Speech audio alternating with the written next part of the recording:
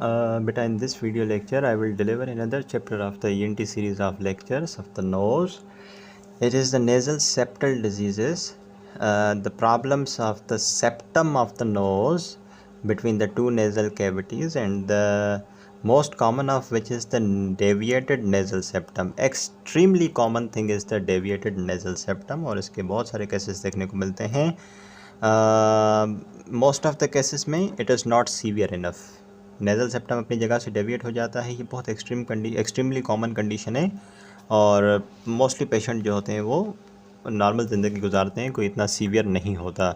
क्यों बेटा ये डेविएशन होती है, क्यों सेप्टम अपनी जगह से हिल जाता है, उसकी कुछ इटियोलॉजी है. सबसे पहले trauma, direct trauma to the nose causing fracture of the nasal septum. अगर ये आपकी नोज़ है और ये इसकी आपको पता है ये नीचे पैलेट है, ये जो मीडियल वॉल है ये पैलेट का उसका सेप्टम का काम करती है. अगर इसमें कहीं पे फ्रैक्चर आ गया है तो वो डिस्प्लेस कर जाता है ऐसा. ठीक है बेटा.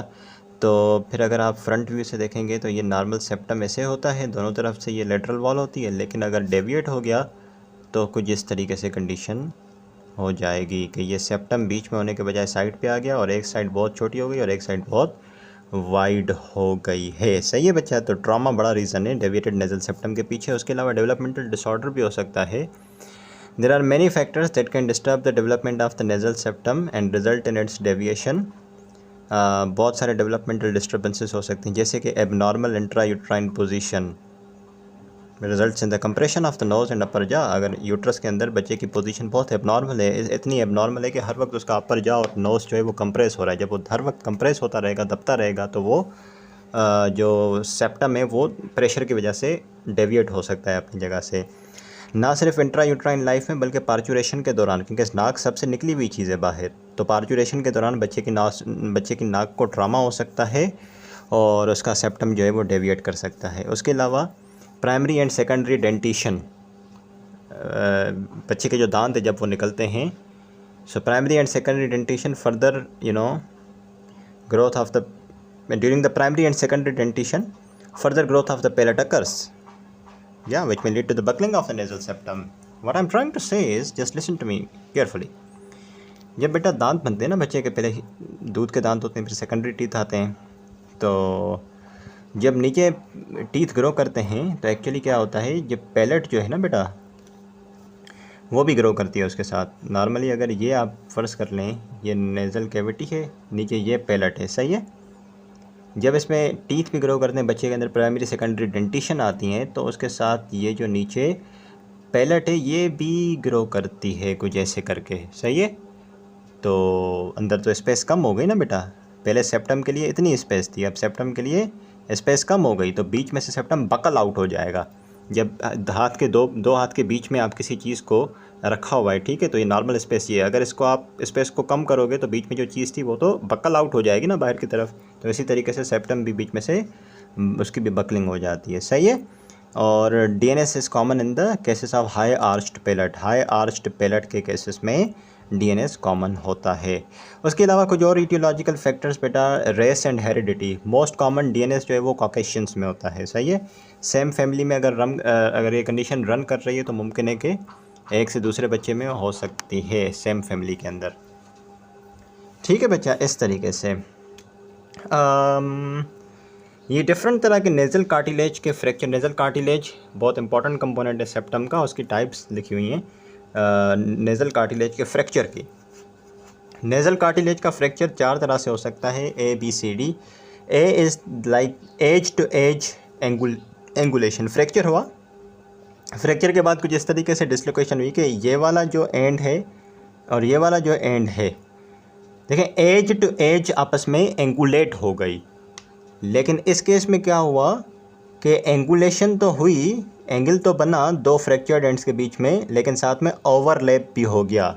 ठीक है. जो ब्रोकन एजेस हैं वो ओवरलैप हो गई दूसरे टुकड़ों के साथ. You can see this is the broken edge, और एक दूसरे के साथ ये ओवरलैप कर रही हैं. तीसरी है कर्व्ड डेविएशन, जिसमें डेविएशन तो हुई है लेकिन वो साथ में ये कर्व भी बन गया है. और चौथा है septum folds on to itself. यहाँ पे ब्रेक हुआ और खुद के अंदर ही फोल्ड हो गया. ये सेप्टल कार्टिलेज के फ्रैक्चर की टाइप्स हैं, जिसमें एक तो है वो एज टू एज एंगुलेशन. ये इसमें क्या है बेटा, ब्रोकन एजेस हैं, साथ में ओवरलैप भी है। ये देखो एक टुकड़ा ओवरलैप कर गया है, इसमें डेविएशन है लेकिन कर्व्ड डेविएशन है। और ये रहा septum folds into itself, this is folding into itself, right. तो अब तक मैंने क्या बताया बेटा, डीएनएस बड़ी एक्सट्रीमली कॉमन कंडीशन है, सही है। और इसके कुछ ईटियोलॉजिकल फैक्टर बताया गया, ट्रॉमा की वजह से, डेवलपमेंटल डिस्टर्बेंस इंट्रायूट्राइन लाइफ में, पार्चुरेशन के दौरान, हाई आर्च्ड पैलेट में, रेस और हेरिडिटी का बड़ा रोल होता है। इसके बाद अगर हम आगे चलते हैं तो स्पेस ऑक्यूपाइंग लेयंस भी डीएनएस करा सकते हैं। Space occupying lesions in one nasal cavity में push the septum resulting in the deviation. खास करके आप देखो ना बेटा, ये अगर नेजल सेप्टम बीच में मौजूद है, ये लेटरल वॉल्स है, यहाँ पे इतना बड़ा पॉलिप मौजूद है, तो ये पॉलिप मुसलसल इस सेप्टम को आगे की तरफ प्रेशराइज करेगा, तो ये सेप्टम ऐसे डेविएट हो जाएगा। ये रहा आपकी ये नोज, तो फिर इस तरफ स्पेस बहुत कम हो जाएगी, ये रहा नेजल पॉलिप। ठीक है बच्चा, इस तरीके से। Now some types of the deviated nasal septum. Deviated nasal septum की कुछ टाइप्स हैं। सबसे पहली टाइप है सिंपल और सी शेप्ड, सिंपल या सी शेप्ड। अच्छा या चलें पहले यहाँ से मैं बता देता हूँ। सिंपल और सी शेप्ड, राइट, कुछ इस तरीके से। If this is the nose so it is more like this, C shaped deviation. देख रहे हो, ये नॉर्मल तो सेप्टम नहीं है, नॉर्मल तो ऐसे होना चाहिए था बिल्कुल सीधा, but this is the simple और सी शेप्ड डेविएशन।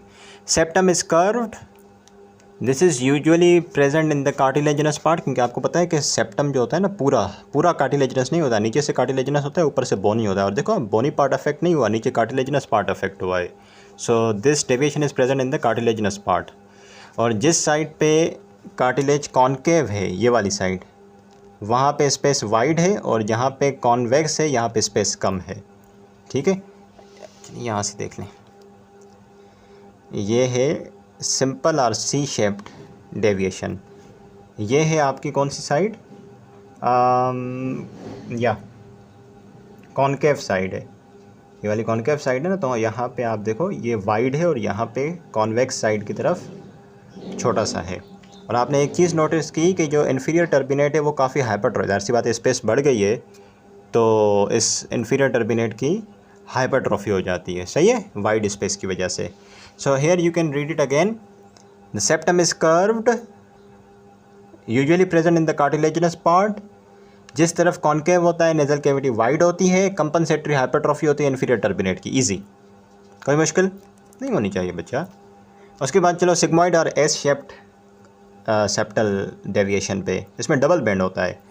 इसमें डबल बेंड होता है कुछ इस तरीके से, देखो ये एक बेंड ये और एक बेंड ये, ठीक है, जैसे सिग्मॉइड और एस शेप्ड डेविएशन। अब ये एंट्रोपोस्टीरियर डायमेंशन में भी हो सकती है और वर्टिकल डायमेंशन में भी हो सकती है, सही है। अब मुझे बताएं ये एंट्रोपोस्टीरियर है या वर्टिकल है? ये वर्टिकल है, देखो क्योंकि आगे से दिख रही है। अगर ये यूँ है ना बेटा तो ये वर्टिकल है, अगर इसका ये वाला हिस्सा एंटीरियर हो, ये वाला हिस्सा पोस्टीरियर हो, तो ये एंट्रोपोस्टीरियर प्लेन, मतलब कुछ यूँ देखें, यूँ करके ये एंटीरियर आ गया, फिर ये पोस्टीरियर पार्ट, तो ये एंट्रोपोस्टीरियर डायमेंशन में डेविएशन हो गई। लेकिन ये चूँकि दोनों कर्व दिख रहे हैं तो ये वर्टिकल डायमेंशन है, सही है, वर्टिकल डायमेंशन में है। एंट्रोपोस्टीरियर क्या होता है, ये एक कर्व, ये दूसरा कर्व, एक कर्व ऊपर वाला आगे, पीछे जो है पोस्टीरियर कर्व नीचे वाला, सही है बच्चा। तो जो आपकी सिग्मॉइड और एस शेप डेविएशन होती है, इसका डबल बेंड होता है, वर्टिकल प्लेन में भी हो सकती है, एंट्रोपोस्टीरियर प्लेन में भी हो सकती है, ठीक है बच्चा, इस तरीके से। या सॉरी, तो अभी तक बेटा दो टाइप्स इसकी डिस्कस हुई, एक सिंपल और सी शेप्ड और एक सिग्मॉइड और एस शेप्ड। इसके बाद कम्स द स्पर।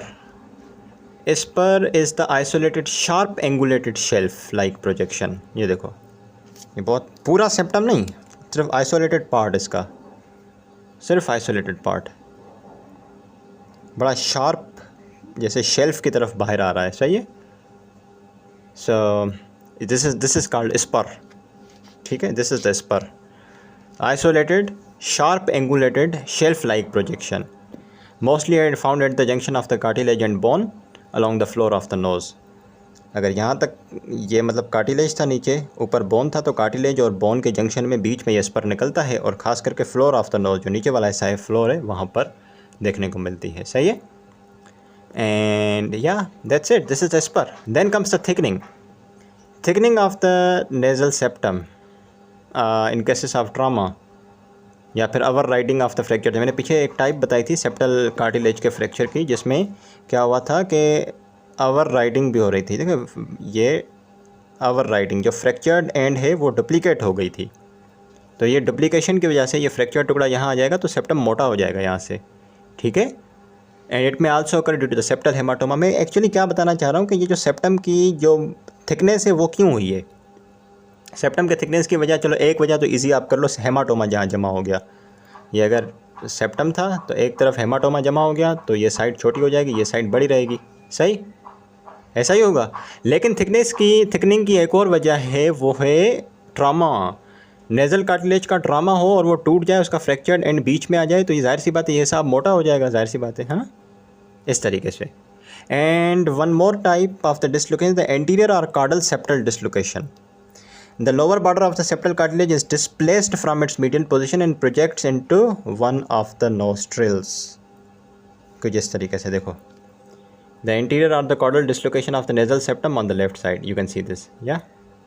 इसमें क्या हुआ, lower border of the nasal cartilage, this lower border of the nasal cartilage is displaced from its median position and projects into one of the nostrils. बिल्कुल lower, मतलब ये कुछ यूं करके ये आ गया और जो lower border थी वो बाहर की तरफ डिस्प्लेस हो गई into one of the nostrils. और ये देखो कितने अच्छे से दिख रही है आपको, इसको हम कहते हैं एंटीरियर और कार्डल सेप्टल डिसलोकेशन, सही है। So I hope you are clear with all the types of बेटा deviation of the nasal septum, ठीक है। ये कर्व और सी शेप्ड, ये सिग्मॉइड शेप्ड, ये स्पर बन गया, ये सेप्टल थिकनिंग हो गई और ये एंटीरियर और कार्डल सेप्टल डिसलोकेशन हो गई, सही है। चल, what are the effects of deviation. सबसे पहला, जिस तरफ ऑब्स्ट्रक्शन है, कुछ इस तरीके से ये सेप्टम है ना नॉर्मल, तो अगर कुछ इस तरीके से हो जाए, फ़र्ज़ करें सी शेप हो, तो यहाँ पे छोटा पड़ गया स्पेस, तो यहाँ पे ऑब्स्ट्रक्शन होगी, सही है। Normal flow of the air current through the nose is obviously disturbed. यहाँ से बहुत ज़्यादा फ्लो, यहाँ से बहुत कम फ्लो, तो नॉर्मल फ्लो तो डिस्टर्ब हो गया, जिसकी वजह से क्या होगा, as a result of this localise mucosa dry हो जाएगी। मिकोजा ड्राई होगी, क्रस्ट बनेंगे, बड़े हार्ड क्रस्ट होंगे, और जब क्रस्ट को रिमूव करने की कोशिश करोगे, इतना हार्ड क्रस्ट होता है यहाँ पे चिपका हुआ, यहाँ पे हटाने की कोशिश करोगे तो पीछे अल्सर बन जाएगा और ब्लीडिंग भी हो सकती है, सही है। और ऑब्वियसली देयर इज़ क्योंकि मिकोजा पूरी ड्राई हो चुकी है, तो there is reduced resistance to infection. पहले मिकोजा होती है तो वो उसको ट्रैप कर लेती है इन्फेक्शन को, लेकिन अब क्योंकि ज़रा सारा एयर फ्लो डिस्टर्ब हो गया है, मिकोजा ड्राई हो गई है, क्रस्ट बन गए हैं, तो इन्फेक्शन के चांसेस भी बढ़ जाते हैं, सही है बच्चा। उसके अलावा एक और कॉन्सेप्ट बेटा बर्नौलीज़ फिनोमेना का मैं आपको बताता हूँ। बर्नौलीज़ फिनोमेना एक मैं क्विक यहाँ से रीड दिला दूँ आपको। देखिए क्या होता है कि according to Bernoulli's phenomena, when air passes through a narrow constriction there is a creation of the negative pressure distal to constriction. कुछ इस तरीके से फ़र्ज़ करो आप, अगर मैं यहाँ से दिखा दूँ, चलिए यहाँ से, तो दिस इज़ द सेप्टम, इसमें ये इस पर आ गया, इसमें सही है, इसमें इस पर आ गया, और ये आपकी लेटरल वॉल्स है नोज़ की। तो according to Bernoulli's phenomena, when the air passes through a constriction, जब यहाँ से एयर पास होगी, इस नैरो कंस्ट्रिक्शन से एयर पास होगी और यहाँ आएगी ना। So according to Bernoulli's phenomena, when the air passes through the constriction from here, there is a creation of the negative pressure distal to constriction. इस constriction के डिस्टली जो है यहाँ पे नेगेटिव प्रेशर क्रिएट हो जाएगा।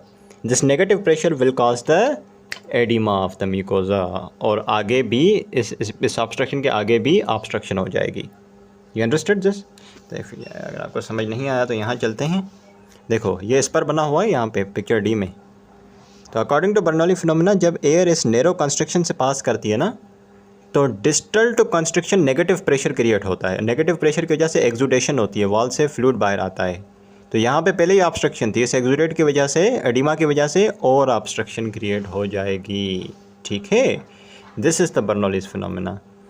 एंड ऑब्वियसली क्योंकि बेटा ये जो डेविएटेड सेप्टम है, ये आपके जो लेटरल वॉल है वहाँ पे प्रेशर इफ़ेक्ट्स भी दे रहा है, तो इस प्रेशर इफ़ेक्ट्स की वजह से जाहिर सी बात है पेन भी होगा। So as it is written that the pressure effect on the lateral walls of the nose can cause the pain. जाहिर सी बात है, इतना बड़ा स्पर है, पॉइंटेड स्पर है, ये लेटरल वॉल पे प्रेशराइज़ करेगा तो जाहिर सी बात है पेन लाजमी होगा। पेशेंट प्रेजेंट कैसे करेगा बच्चा? इफेक्ट्स तो डिस्कस कर लिए। पेशेंट प्रेजेंट कैसे करेगा? वही चीज़ें, nasal obstruction, reduce resistance to infection, जिसकी वजह से इन्फेक्शन डेवलप होगा, रिकरेंट राइनोसाइनसाइटिस होगी। मैंने बताया था कि एयर फ्लो डिस्टर्ब हो गया है, म्यूकोसा ड्राई हो गई है, क्रस्ट बन गए हैं, क्रस्ट को रिमूव करने की कोशिश करोगे तो एपिस्टेक्सिस होगी। ठीक है, और एक और एपिस्टेक्सिस क्यों हुई मैंने बताया, देखो एयर फ्लो डिस्टर्ब हुआ, म्यूकोसा ड्राई हो गई, उसके हार्ड पापड़ क्रस्ट बन गए, क्रस्ट को हटाने की कोशिश करोगे ब्लीडिंग होगी, एपिस्टेक्सिस होगी। लेकिन ब्लीडिंग की एक और वजह है, वो ये है कि देखो ये इतना शार्प स्पर है, यहाँ पे मौजूद ब्लड वेजल्स को ये स्पर जो है वो इम्पिंच करता है। So you can see here that the bleeding में also occur from the vessels over the septal spur. Septal spur के आगे जो ब्लड वेजल्स होती हैं, अगर ये इतना हार्ड स्पर है, पॉइंटेड स्पर है, जब ब्लड वेजल को हिट करेगा तो वहाँ से भी ब्लीडिंग होगी। तो ब्लीडिंग के दो रीज़न बताए मैंने, एक तो म्यूकोसा ड्राई हो गई है, क्रस्ट बन गए, क्रस्ट को रिमूव करोगे ब्लीडिंग होगी। दूसरा ये स्पर जो है बेटा इम्पिंच करता है वेजल वॉल में और वहाँ से भी ब्लीडिंग होती है। ठीक है, और ना सिर्फ ये, इसके इफेक्ट साइनस पे भी होते हैं, साइनसाइटिस भी होती है, उसकी वजह से हेडेक होता है due to pressure effects on the lateral wall.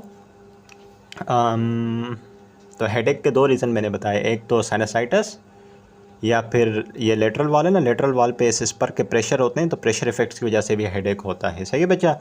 Loss of sense of smell, क्योंकि डेविएशन हो गई है तो फिर एयर पार्टिकल जो है यहाँ से ऊपर जाके ऑल्फैक्टरी म्यूकोसा तक पहुँच नहीं सकता, जिसकी वजह से loss of sense of smell भी हो जाएगा। ठीक है बच्चा। तो इसके अलावा जाहिर सी बात है बेटा, अंदर अगर सेप्टम इतना डेविएटेड है तो बाहर से नोज़ भी, उसकी भी एक्सटर्नल डिफॉर्मिटी होगी। म्यूकोसा ड्राई हो गई है तो रिकरेंट इन्फेक्शंस होंगे और इन्फेक्शन जो है फिर यहाँ से स्प्रेड करेगा फेरिंग्स में, लेरिंग्स में, मिडिल ईयर में। एग्जामिनेशन आप करोगे तो सेप्टल डेविएशन दिख जाएगी एंटीरियर राइनोस्कोपी पे। आप थर्टिकम नेजल स्पेकुलम यूज़ करें और आपको अच्छे से डेविएशन दिख जाएगी। सही है। ख़ास करके अगर जो सेप्टल डेविएशन है वो बहुत आगे है नेज़ल वेल्व के रीजन में, आपको पता है ना बेटा, ये अगर आपका कोई एंटीरियर व्यू है तो ये रीजन जो होता है ना, यहाँ पे नेज़ल वेल्व होता है और ये सबसे नैरोवेस्ट रीजन होता है। अगर यहाँ पे डेविएशन हुई तो it will produce the severe obstruction. The septal deviation if it occurs in the region of the nasal valve here, if the deviation occurs right here in this region of the septal valve, it causes the greatest obstruction because this is already the narrowest area of the nasal cavity. So if this is the lateral view, this is the palate, तो यहाँ पे होता है valve. अगर इस reason में septal deviation होती है तो बहुत ग्रेटेस्ट ऑब्स्ट्रक्शन होती है, क्योंकि ये ऑलरेडी नैरोवेस्ट एरिया होता है और हाइपरट्रॉफी ऑफ इंफीरियर टर्बिनेट लाजमी होगा उस तरफ जहाँ पे एरिया वाइड है बहुत ज़्यादा। म्यूकोजल चेंजेस में म्यूकोजा ड्राई, एडिमेटस, कंजेस्टेड और क्रस्टिंग होती है। ड्राई म्यूकोजा हो जाएगी, खुश्क हो जाएगी, पापड़ बन जाएगी, चिपक जाएगी वॉल के साथ, और जब उसको रिमूव करे हुए तो नीचे अल्सर बन जाएगा और ब्लीडिंग होगी। अब इसके ट्रीटमेंट को डिस्कस करते हैं बच्चा। सही है।